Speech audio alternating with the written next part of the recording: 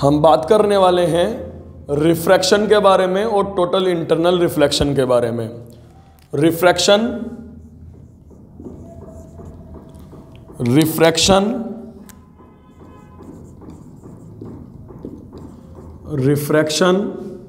जिसे आप लोग हिंदी में बोलते हो अपवर्तन, और दूसरी ओर हम बात करेंगे टोटल इंटरनल रिफ्लेक्शन, जिसे आप लोग हिंदी में बोलते हो पूर्ण आंतरिक परावर्तन। पूर्ण आंतरिक परावर्तन। हम दो बिंदुओं पर बात करेंगे और समझेंगे कि परीक्षा में या एग्जाम में किस प्रकार के इनसे प्रश्न पूछे जाते हैं, किन किन बिंदुओं पर क्वेश्चन पूछे जा सकते हैं, और रिफ्रैक्शन में कितने नियम हैं, कितनी कंडीशंस हैं, और टोटल इंटरनल रिफ्लेक्शन कब होगा या किस प्रकार के इनसे प्रश्न उठ सकते हैं। तो हम दो बिंदुओं पर बात करने वाले हैं। पहले मैं क्लियर कर दूं, एक चीज होती है परावर्तन। परावर्तन क्या है, मतलब रिफ्लेक्शन क्या है। कोई भी अगर मिरर है, और आपको पता होगा कि मिरर पर जब मिरर बनाना होता है तो उसकी बैक साइड में सिल्वर ब्रोमाइड की कोटिंग की जाती है। इतना आपको पता होना चाहिए। किसकी कोटिंग होगी? Silver bromide. ये आपको याद रखना होगा। अब कोई भी मिरर है, अगर वो सीधा है तो प्लेन मिरर होगा, अगर अंदर की ओर दबा हुआ है तो कॉनकेव मिरर होगा, जिसे अवतल दर्पण कहते हैं। अगर बाहर की ओर उठा हुआ है तो वो उत्तल दर्पण होगा, जिसे कॉन्वेक्स मिरर कहते हैं। कोई भी रे अगर जाएगी और वो उससे रिफ्लेक्ट होकर वापस चली जाती है किसी भी प्रकार के मिरर में, तो वो क्या होता है? रिफ्लेक्शन, परावर्तन। तो हम लोग पहले बात करेंगे अपवर्तन की। मैंने आपको बता दिया कि परावर्तन क्या है, कि किसी भी मिरर से जब कोई रे रिफ्लेक्ट होकर आती है तो वो परावर्तन है।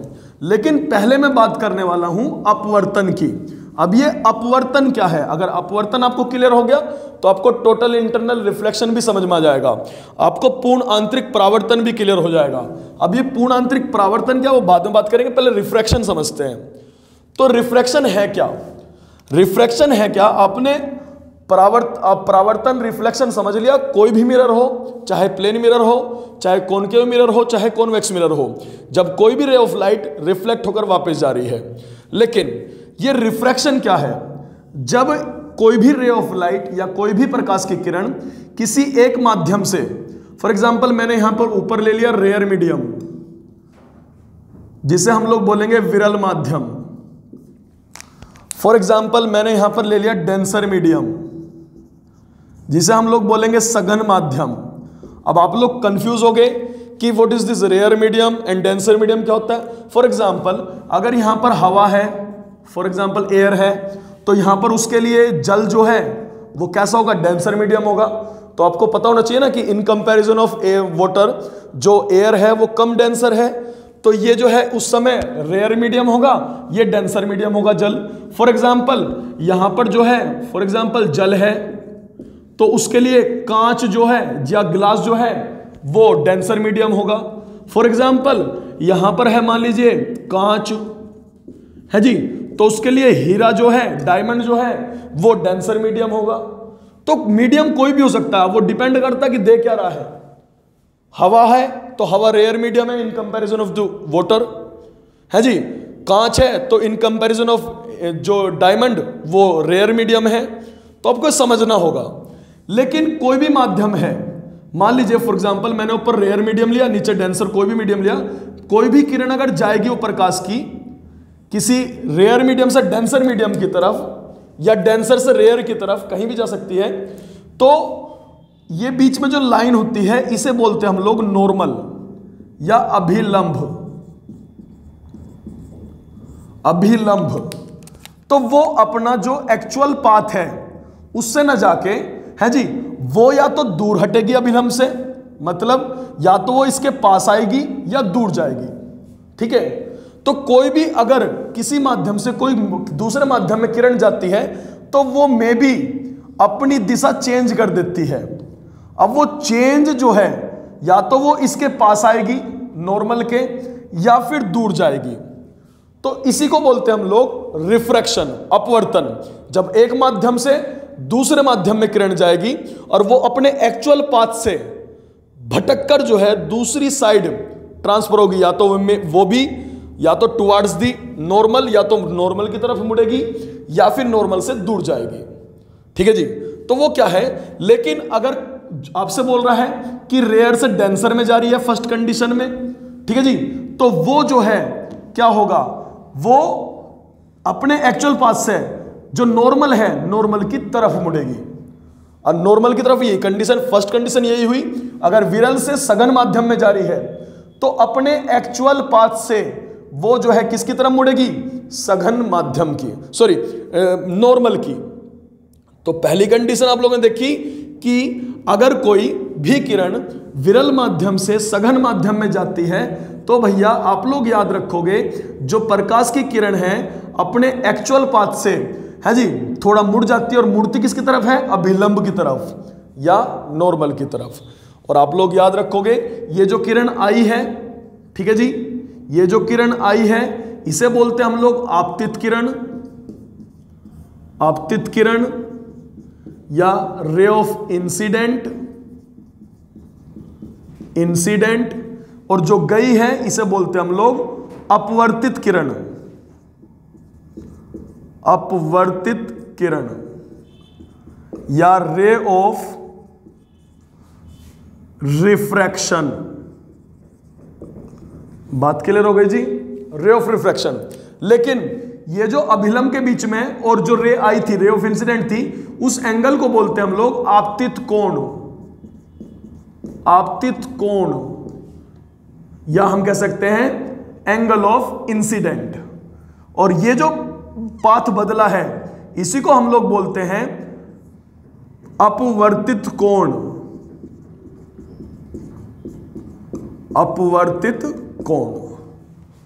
तो ये याद रखोगे आप लोग कि रिफ्रैक्शन है क्या, जब एक माध्यम से दूसरे माध्यम में किरण जाए और वो अपना अपना एक्चुअल पाथ छोड़ दे उसे बोलते हैं हम रिफ्रैक्शन।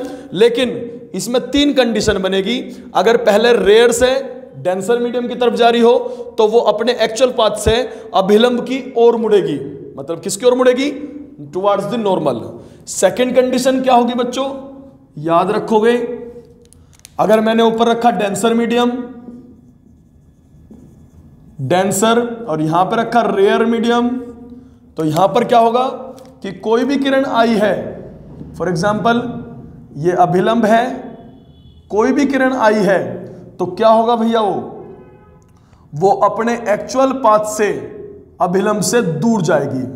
मतलब ये तो हो गई ray of incident, ray of incident है जी, एंड ये हो गई रिफ्रैक्टेड रे, रिफ्रैक्टेड रे, या जिसे आपने देखा था अपवर्तित किरण। यहां पर ये होगा थीटा आई और ये होगा थीटा आर, मतलब वो आपतित कोण नीचे अपवर्तित कोण। बात समझ में आई। तो दो कंडीशन हुई रिफ्रैक्शन की, जिसमें रिफ्रैक्शन पहले तो आपको याद रखना क्या है ये, कि कोई भी किरण एक माध्यम से दूसरे माध्यम में आई तो अपनी दिशा चेंज कर रही है। लेकिन फर्स्ट कंडीशन, अगर वो रेयर मीडियम से डेंसर मीडियम की तरफ आई है तो it moves towards the normal. If denser medium से रेयर मीडियम की तरह है, if to moves to away from the normal. इतनी बात क्लियर है इतनी। तीसरी कंडीशन, अब तीसरी कंडीशन की मैं बात करूंगा,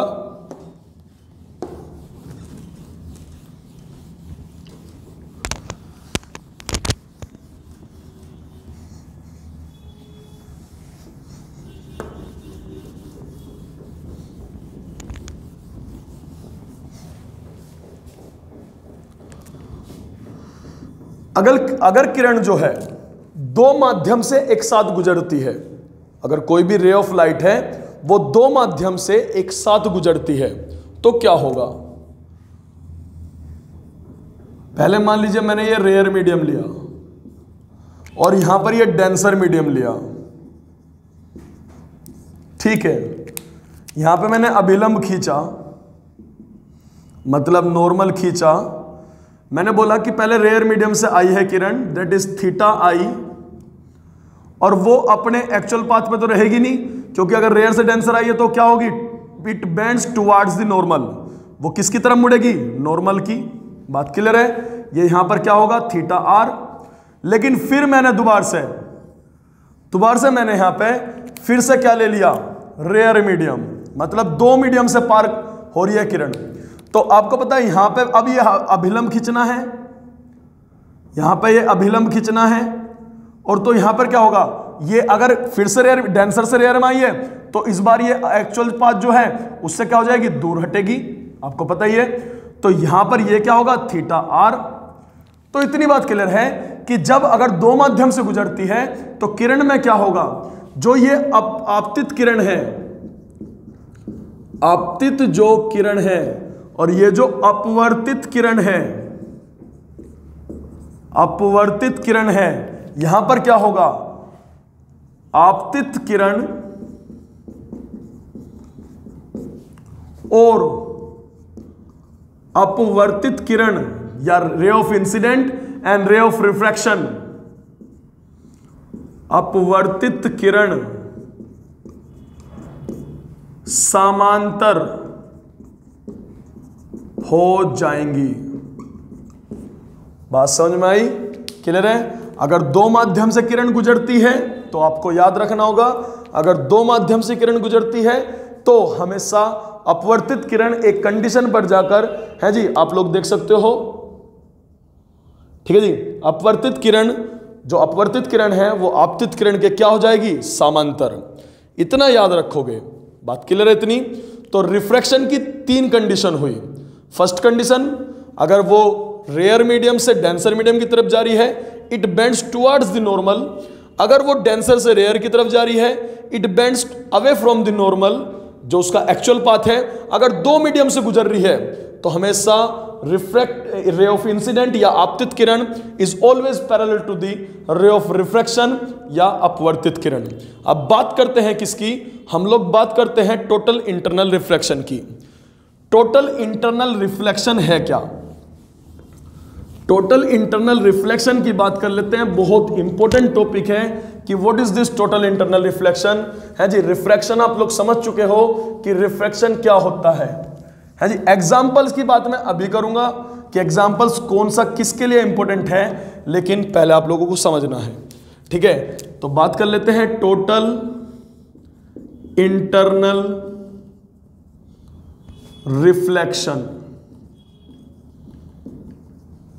अब what is this total internal reflection, पूर्ण आंतरिक परावर्तन। पहले आप लोगों को समझना होगा क्रांतिक कोण, जिसे हम लोग बोलेंगे क्रिटिकल एंगल।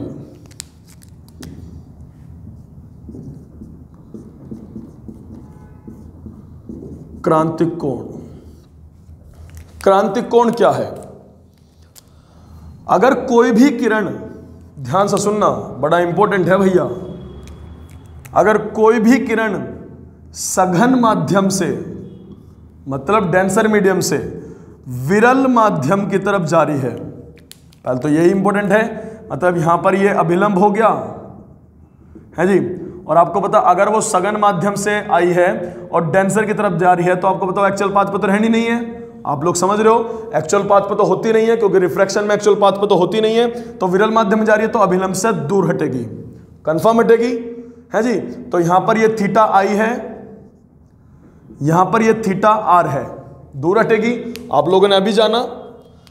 दूसरी कंडीशन, अगर मैंने थोड़ा सा और झुकाया, ये अभिलंब है जी, अगर मैंने थोड़ा सा और झुकाया इसे, मतलब इस किरण को और झुकाया, यहां पर ये थीटा आई है, तो भैया एक्चुअल पाथ पे तो रहेगी नहीं, वो दूर हट रही है, तो ये थीटा आर होगा।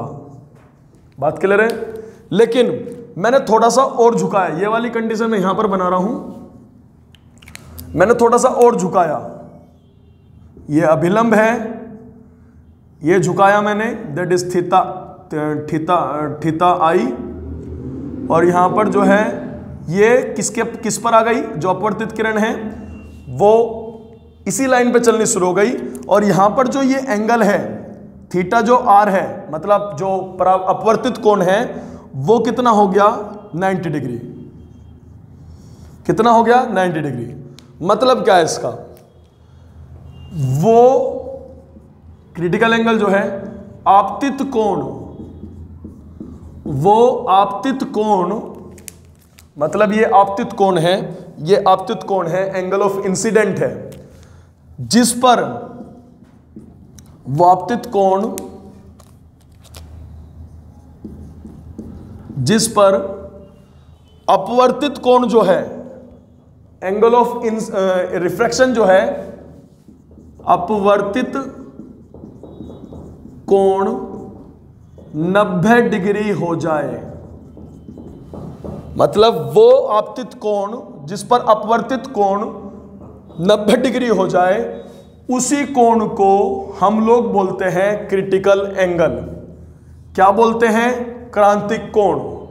मतलब वो आपतित कोण, यहां पर 90 डिग्री नहीं हुआ था, ये 90 डिग्री नहीं है, लेकिन जब और झुकाया मैंने, ये पहले झुकाना शुरू किया, झुकाना तो ये इधर को दूर हटती जा रही है, मैंने झुकाया और ज्यादा, तो आखिर में ये इसी पे चलनी शुरू होगी, तो अपवर्तित कोण कितना हो गया 90 डिग्री।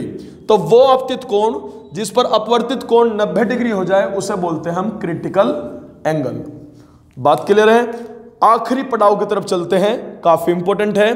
पूर्ण आंतरिक परावर्तन होगा कैसे? अब आप लोगों ने समझ लिया कि जब आपतित कोण जो है, जब अपवर्तित कोण 90 डिग्री हो गया, तो उस आपतित कोण को क्या कहा गया? क्रांतिक कोण। मैंने और झुकाया,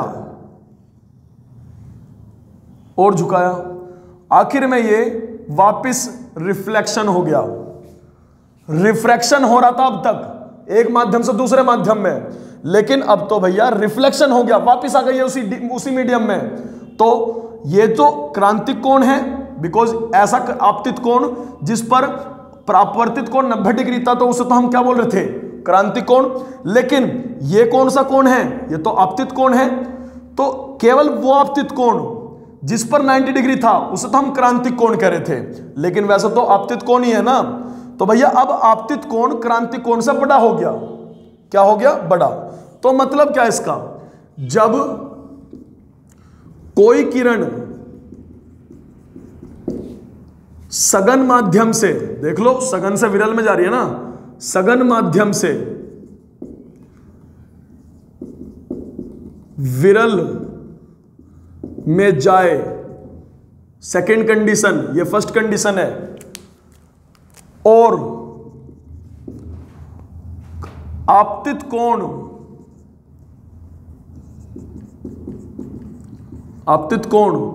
क्रांतिक कोण से बड़ा हो जाए। ठीक है जी, मतलब एंगल ऑफ इंसिडेंट जो है क्रिटिकल एंगल से क्या हो गया? बड़ा, तो पूर्ण आंतरिक परावर्तन हो जाता है। उसी कंडीशन को क्या बोलते हैं? पूर्ण आंतरिक परावर्तन। हमेशा दो ही कंडीशन है पूर्ण आंतरिक परावर्तन की। जब क्रांतिक कोण तो वो था जिस पर ये कितना था 90 डिग्री, एंगल ऑफ रिफ्रैक्शन, अपवर्तित कोण। लेकिन मैंने थोड़ा सा और बड़ा करा, क्रांतिक कोण से आपतित कोण बड़ा हो गया, बिकॉज ये भी आपतित कोण ही है, लेकिन उसे आपतित कोण नहीं बोलेंगे, क्योंकि अपवर्तन कोण 90 डिग्री होते ही आपतित कोण बन जाता है क्रांतिक कोण। लेकिन मैंने और बढ़ाया तो आपतन कोण है जी, आपतित कोण जो है क्रांतिक कोण से बड़ा हो गया, और बड़ा होते ही तो भैया जो रिफ्रैक्शन हो रहा था इस मीडियम में, रिफ्लेक्शन हो गया। तो ऐसा बोलते हैं पूर्ण आंतरिक परावर्तन। पहली कंडीशन तो यही है, सघन माध्यम से विरल में जारी हो, ये सब सघन से विरल में जारी थी। दूसरी, आपतित कोण क्रांतिक कोण से बड़ा होगा, इसे ही बोलते हैं टोटल इंटरनल रिफ्लेक्शन। और टोटल इंटरनल रिफ्लेक्शन की क्या क्या इंपॉर्टेंस है आपको पता है? कहां कहां यूज होता है ये तो याद रखोगे। मिराज में, जिसे मृग मरीचिका कहते हैं, जब आप सड़क पर देखते हो तो दूर से जो है पानी पानी सा दिखता है जी। गर्मियों में तो मृग मरीचिका। ऑप्टिकल फाइबर, आपसे पूछने लगे ऑप्टिकल फाइबर में कौन सी प्रक्रिया यूज होती है? तो टोटल इंटरनल रिफ्लेक्शन, मृग मरीचिका total internal reflection, diamond total internal reflection. बात क्लियर है? बात क्लियर है? अगर टॉपिक समझ में आया है तो कमेंट करें, और मुझे बताएं कैसा लगा। अगर कोई प्रॉब्लम है तो फिर से मुझे कमेंट करें, मैं बताऊंगा, उसको उत्तर दूंगा। और ऐसे ही जो है अगले टॉपिक का इंतजार करें, हम नए टॉपिक के साथ आएंगे, फिर मिलेंगे।